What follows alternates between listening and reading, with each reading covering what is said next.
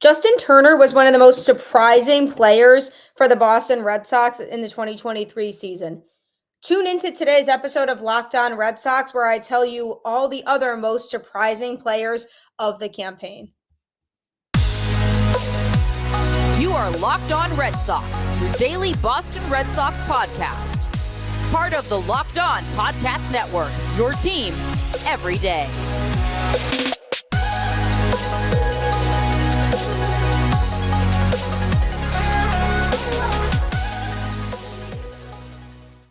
Hello and welcome to Locked On Red Sox, part of the Locked On Podcast Network, your team every day. I'm your host, Gabby, former ESPN social media associate and current host of the Boston Balling podcast, here to bring you the latest in all things Boston Red Sox, Monday through Friday, straight to your favorite podcast feed, whether that's Spotify, Apple Podcasts, Google Play, you name it, we're there. Tune into Locked On Red Sox every day. Thank you for making the show your first listen of every day. Today's episode is brought to you by FanDuel.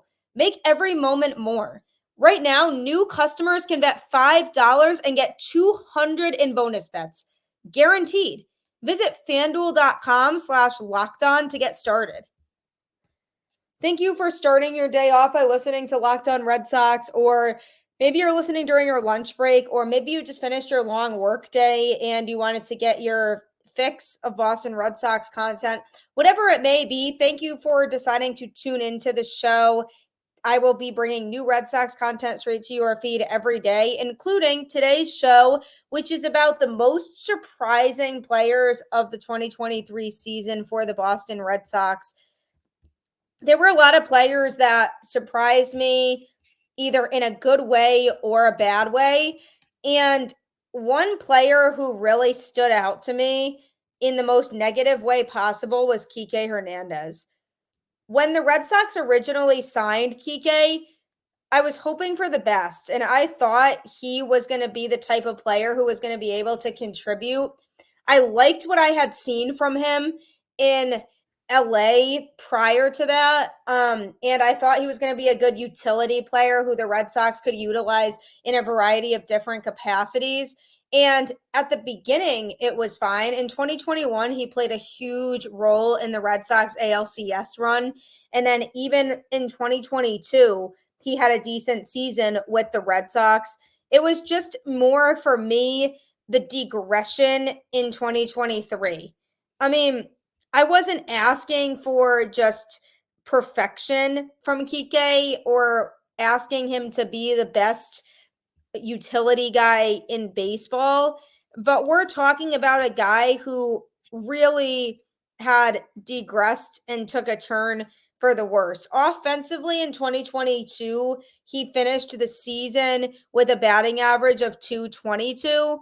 And for the most part during that season, he was fluctuating somewhere in the lower 200s, which is okay, but not the best. So from a hitting standpoint, I wasn't overly surprised that in 2023 he degressed the way that he did, because he ended the season in 2023 with a batting average of 237, but for the last month he was back with the Dodgers, so he was starting to hit better in LA, which obviously seems like a more comfortable place for him.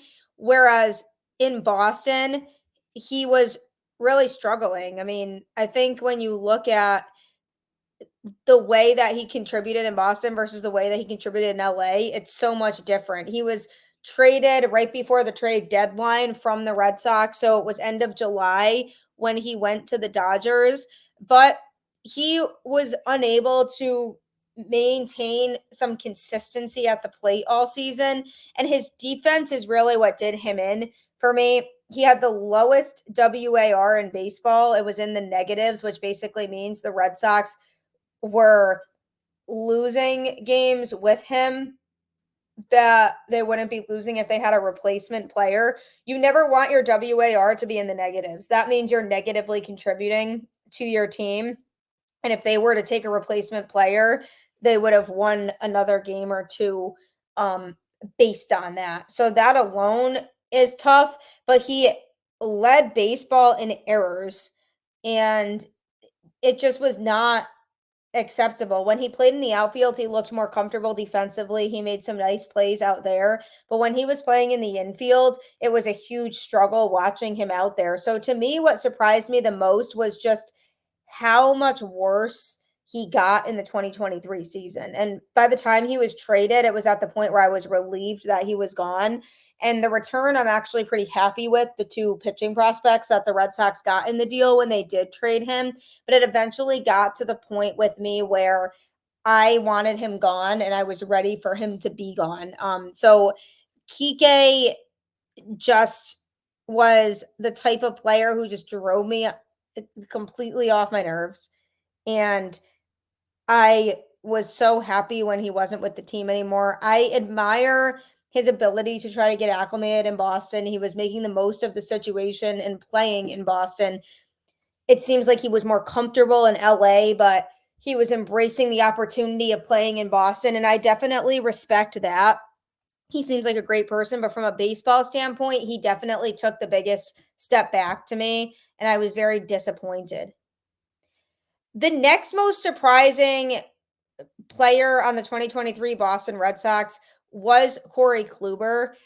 I didn't expect him to be a top-notch pitcher in the 2023 season. He's well past his prime, but I also didn't think he was going to be as bad as he was. I mean, his ERA was over 6, and he started off as a starter. Then they moved him to the bullpen, and he couldn't figure it out there either. And whenever he came out to pitch, it was just an absolute nightmare because he would fall apart and hitters were all over him. And I used to really like Kluber as a pitcher. I mean, when he was in his prime, he was absolute nails, near unhittable, really. So then he gets here to Boston and he's well past his prime and just can't even contribute anything offensively to the team. That surprised me because I thought he was going to be better than he was. Then he got injured and we had the blessing of not having to watch him pitch anymore for the rest of the season. But he just could not figure it out. And even despite the injury, if I knew ahead of time the injury was going to happen, I still would have thought he was going to pitch better than he did. I really did not think he was going to be that bad. And it's disappointing because when you look at the Red Sox and these players that they've liked to sign recently, they have this track record of signing these older pitchers to a 1-year deal and hoping that they pan out. James Paxton definitely was somebody who was a surprise in how good he was. But James Paxton also just was pretty far removed from the game for a little bit. So it was a little bit of a different situation. With Corey Kluber, I don't know if it was an environment thing or what it was, but he just was so bad when he pitched here. And you can't have somebody that unreliable in either your rotation or the bullpen. So I expected better. I didn't expect him to be perfect or to even be one of the top pitchers in the rotation, but I still expected him to be better than he was. I still wanted more from him. So that was a disappointing surprise to me as well. But coming up, I'm going to be revealing a couple other players that were a surprise to me. They might not have been as much of a surprise to you, but to me, they certainly were. So I'm going to be revealing that next. Are you ever looking for a way to feel prepared during situations that are out of your control? For example, what if you're traveling and you just need a peace of mind? Or there's a natural disaster coming and you feel like you need to be prepared? Or any situation where you can't reach a pharmacy or doctor? Jase case would be what you need in that situation. There's so much uncertainty in the world today, and it's important to be prepared. There's things like unrest in the Middle East, fires in Hawaii. My uncle was actually talking about the fires in Hawaii recently because he used to live there, and it's very sad. Hurricanes and tornadoes in Florida. You never really know. These things are so unpredictable. But Jase Medical has you covered for any of those situations where you can't leave your house or you can't access a doctor by getting you the Jase case. The Jase case is a personalized emergency medical kit that contains 5 essential antibiotics that treat the most common and deadly bacterial infections. You can also customize your case and add additional life-saving medications based on your unique needs. Jase Medical now offers customizability for your Jase case with dozens of add-on medications. Choose the medications that best fit you and your family's unique needs. Basically, you want to make sure that the Jase case is on you when you have it, because it kind of defeats the purpose if you don't. So if you go on a plane, you want to have it with you. If you're going on a train, you want to have it with you. You just never know, and you always want to be prepared for whatever comes your way. So the Jase case can absolutely save your life. You know what else can also save your life is SiriusXM. You just have to download the SiriusXM app and search Red Sox, and you can get the home broadcast of every game straight to your feed, so you don't have to miss a single pitch. And you're not going to want to miss a single pitch, as 2024 will be a much better season for the Boston Red Sox than 2023 was. And one of the players who helped make that happen and held that hope for Red Sox fans is Jarren Duran. The progression that this kid made in 2023 was very surprising. We saw the potential there, and he had been struggling. So I didn't think it would be that quickly for him to recover from that and get back to being the highly desired prospect that people were waiting on. His outfield defense was very good in 2023. He had a huge amount of success at the plate, and he was simply just fun to watch because of his speed. Jarren Duran makes a lot of things happen, and from watching him play, you feel confident in the player that's there. There was a period of time in the season where he was batting over 400. On May 4th, he had a 417 batting average. And for the most part during the season, he had his batting average over 3. He ended it on August 20th with a 295 average, but then again was injured for the rest of the season and he missed it. So I'm inclined to think that his batting average would have jumped back up to over 3 had he played the last month of the season. His batting average and on-base percentage are both important to note, because the on-base percentage at the end of his time this season was 346. And that's the thing with Jarren Duran, is he was able to gain more and more comfortability as the season progressed. So he was getting himself on base and turning singles into doubles and just making a huge splash so that he would be that guy who the Red Sox could rely on at the top of the order, or wherever it was in the lineup that he was hitting. They could move him around and he would still hit well. So I really enjoyed watching him play from that standpoint. The Jarren Duran that we saw in 2022 was a player who was still trying to figure things out and find his game, and people were really giving up on him and his ability level. And he ended that season in 2022 with a batting average of 220. So not as good as what he had in 2023. The entire month of August, he was struggling a bit more than he might have had early on. So that left a sour taste, it seemed like, in some fans' mouths. But he was one of the best and most consistent offensive players for Boston when he was there in the lineup.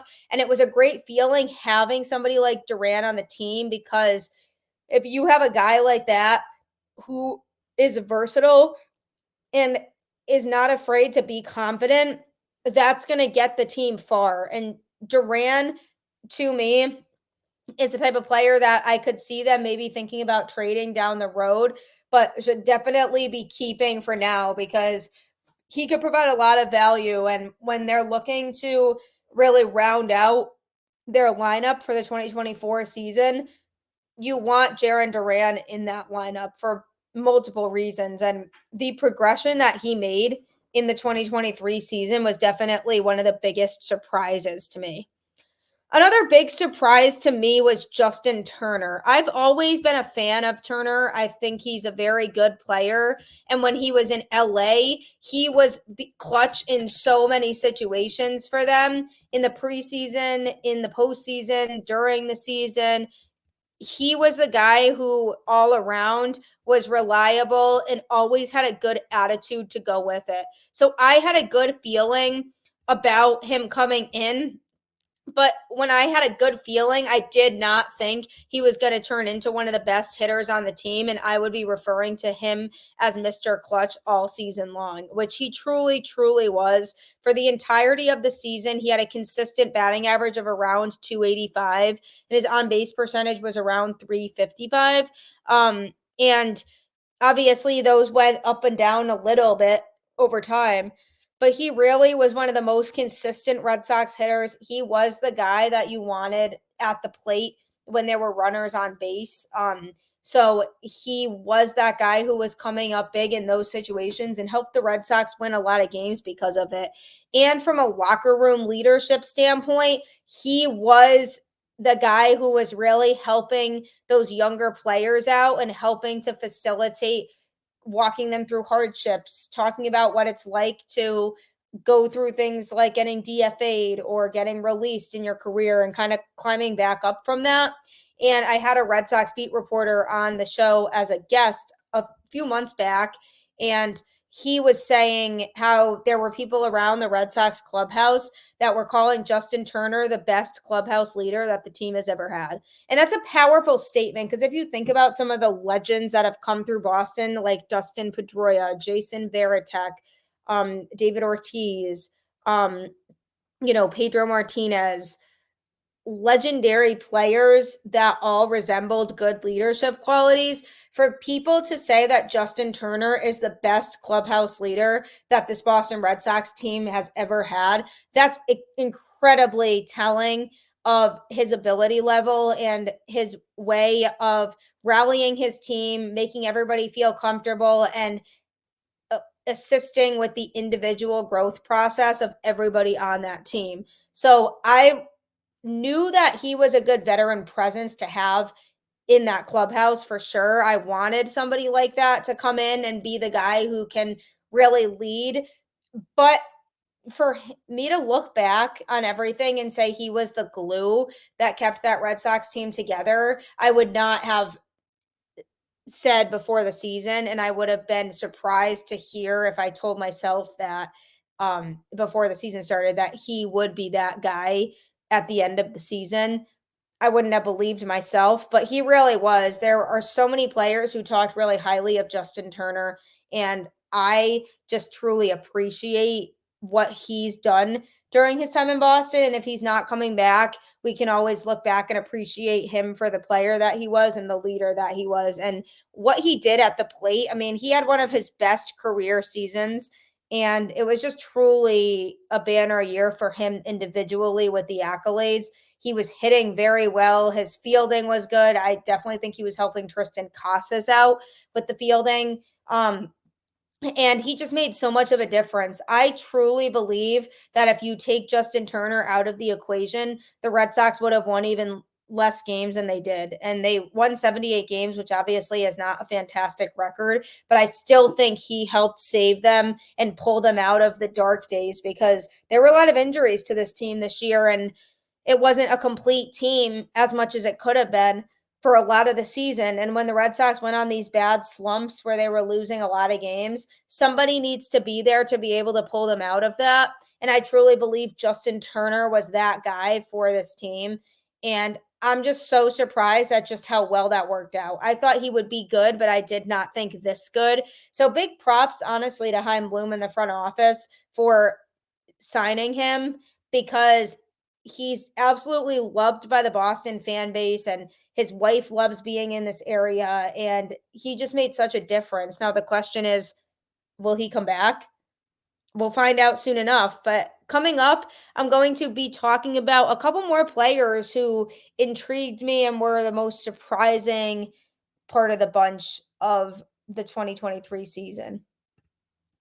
Now is your chance to get into FanDuel sports betting if you haven't already. They are the best sports betting site that you can get on. And I know so many people who have won a ton of money from FanDuel. It's super easy. My fiance has been betting on the playoff baseball games through FanDuel, and he's been able to win a good amount of money doing that. And I highly recommend it for anybody who's just starting out in the sports betting space, because FanDuel gives you so many opportunities to win. You can even bet the smallest thing for $5 and have a chance to win $200 or $300 if it hits. There's so many different things you can do. Like you can just bet straight up, will the Phillies win or will the Diamondbacks win, or who's going to win the World Series? Will it be, the Rangers?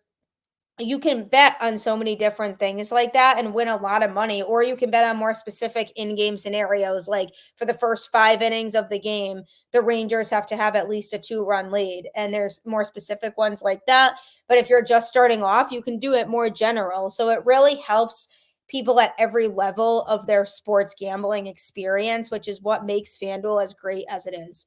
October baseball is back, and you can make your postseason debut with FanDuel, America's #1 sportsbook. Join FanDuel today, and you'll get started with $200 in bonus bets, guaranteed, when you place your first $5 bet. Just visit FanDuel.com/lockedon to create your new account. Then you can get in on the action from the first pitch until the final out. Bet on everything from strikeouts to home runs to who will win the game. And if you don't want to wait the whole game to get a W, predict what will happen in the next at-bat with quick bets. So head on over to FanDuel.com/lockedon right now. Step up to the plate this postseason with $200 in bonus bets, guaranteed. Make every moment more with FanDuel, official sports betting partner of Major League Baseball. So just don't forget, when you're checking out FanDuel, just make sure you also type in that /lockedon so that you can create an account and start making a lot of money, because who doesn't love money? Who also doesn't love being able to be involved with every Red Sox broadcast, whether that's watching it on TV or listening to it? In some capacity, you want to be in the loop of what's going on with this team during the games. And if you don't have time to sit on your couch and watch it, SiriusXM is exactly the right thing for you. All you have to do is download the SiriusXM app, just search for it in the App Store, and then search Red Sox within the app, and you can get the home broadcast of every game straight to your feed so that you don't have to miss a single pitch. Isn't that so nice, not having to miss a single pitch of the game? I don't miss games and I don't miss pitches. Not everybody's as crazy about that as me, but if you are, or even if you want to just try to keep up with the team more than you were able to, at least if you're driving somewhere or on the go, you can listen to it. Hey, even if you're doing your grocery shopping in the evening and you really want to watch the Red Sox game too, but you have to get on the shopping because your family's nagging you about it, put on the headphones, listen to the game, and get your grocery shopping done. So it's a win-win for everybody, because you were able to listen to the game and get the grocery shopping in. So download the SiriusXM app today, search Red Sox, and they will have you covered. Another player to me from the 2023 Boston Red Sox that really stood out and surprised me was James Paxton. He came off of an injury in which he had missed the entire 2022 season. And we weren't really sure when he was going to be coming back at first. The reports were saying ideally he'd come back about halfway through the season. But there was no real definite on when that was actually going to be. For him, after having missed a lot of time, he really didn't get to pitch that much. 2020 was the last time that he had really put in a lot of heavy pitching work. So then he comes into 2023, and when he first started it with the Red Sox, his first outing was May 12th.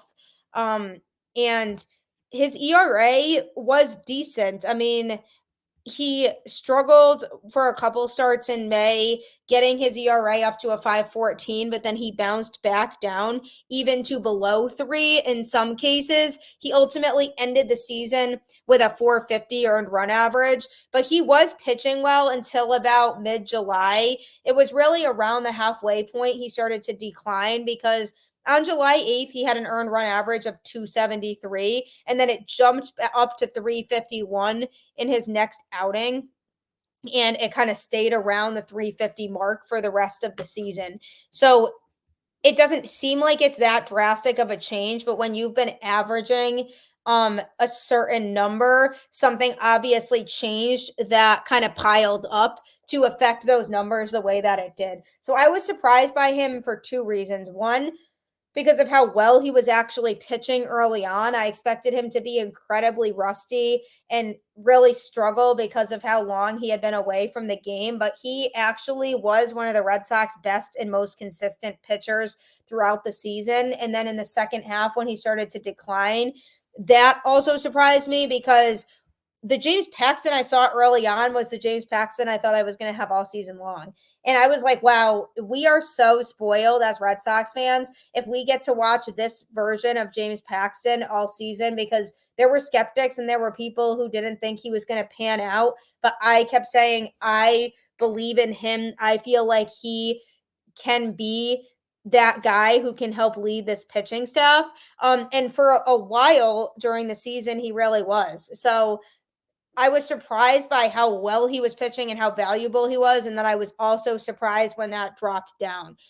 That's another situation where the Red Sox are just trying to sign a pitcher on a small deal who is low risk, high reward, and may be able to provide a lot of value and make the Red Sox look like geniuses, or doesn't provide much value and the Red Sox still look like geniuses because it wasn't an expensive deal. So either way, it was a kind of a win-win for them. Obviously, they want the team to be good and they want pitchers out there who are going to really contribute and be valuable, but it doesn't necessarily always happen, especially with guys like that who have shown a serious case of injuries over the years and can't seem to stay healthy a lot of times for a full season. So I'm glad that, he, for that first half, really was shoving in his starts and had a great half of the season, because it kind of did start to go downhill in the second half. But the other big player that pops into my head among the category of most surprising players with the Boston Red Sox really was Triston Casas. And it's more based on how he played in the beginning of the season versus the end. I did do an episode yesterday that was basically analyzing Triston's season and how he stacked up to everybody else. And his numbers in the second half of the season were like night and day compared to the first half. The first half of the season, he was definitely trying to get his bearings, find his footing, figure out how he was going to contribute to this team and what his comfortable style of baseball was. And I was being patient. Some people weren't, and saying, I don't like this kid. He's not going to be that good. But his second half really, really gave Gunnar Henderson a run for his money for Rookie of the Year. I am a huge Triston Casas supporter. He absolutely exploded in the second half, and it surprised me because I didn't think it would be that much of a leap. I thought it was going to be more, he was going to have to take some more time to get acclimated with everything. And especially with the numbers he had in the first half, something triggered him. And for the whole second half of the season, he was just locked in and focused and so confident. And wherever that came from, I hope it continues into 2024, because we're going to need that version of Casas that we saw in that second half. And again, I mentioned him earlier, but I think Justin Turner does have a part in that and really helped grow Casas's game and improve his plate discipline and help to relieve some of the pressure that comes with playing at the major league level, because he just looks so much more comfortable out there than he did in the whole first half of the season. So what surprised me the most about him was just how dramatic that turnaround was. And I don't know if he had a heart-to-heart with himself or he talked to Alex Cora, but somebody talked to Triston Casas or he adjusted something, and then it was just full speed ahead for the rest of the season for him without hesitation, and he was able to just get the job done and just put together some very consistent, productive at-bats and be honestly one of the Red Sox best players in that second half. So I'm expecting a big year from him in 2024 based on what I saw, but that quick transition made him, to me, among that group of top 6 players that were the most surprising this season on the Boston Red Sox. Be sure to continue to tune into the show every day because there's brand new content every single day. Tune in next week as I have a special guest coming on the show and joining me to give some special insight that you won't want to miss. So Don't forget to keep making Locked On Red Sox your first listen of every day. Don't forget as well to download the SiriusXM app and search Red Sox, and you can get the home broadcast of every game for free. As always, keep the faith, go Red Sox, and I will catch you on the flip side.